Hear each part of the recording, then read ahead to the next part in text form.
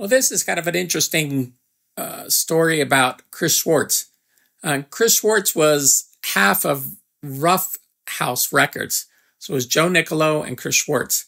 And then they I think they dissolved the partnership, and Chris started Rough Nation, that I put their studio together.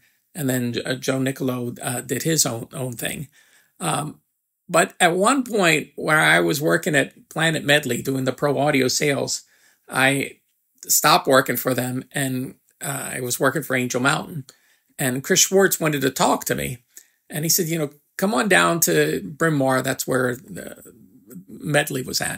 And he says, come out. I want to have lunch with you. And I said, all right. So we went out to lunch, and Chris Swartz was telling me that he wanted to buy Medley Music. And I told him, it's a really bad idea to do what you're thinking of doing. And he says, well, they've been in business for 50 years. It seems like a good investment. And I go, it's not what you think it is. Because at that point, they were doing about $5 million a year. I was doing about $1 million of it. And then I had left. So, they took a pretty big hit when I left. And it was all because of their greed. But that's a whole different story. But the one thing I pointed out to him is, I was there for like 3 years, and every year we did inventory, go through the whole place and count every little thing that was in the place. And when inventory was done, they would figure out what they had and what they didn't have, what disappeared and what they still had in stock. But the one thing that I noticed is the management, the owner at Medley, never took anything out of inventory, that even though he knew it was gone. So if it showed that you had, I don't know, $2 million worth of gear in stock, there wasn't $2 million worth of gear there. There was, a lot less than that.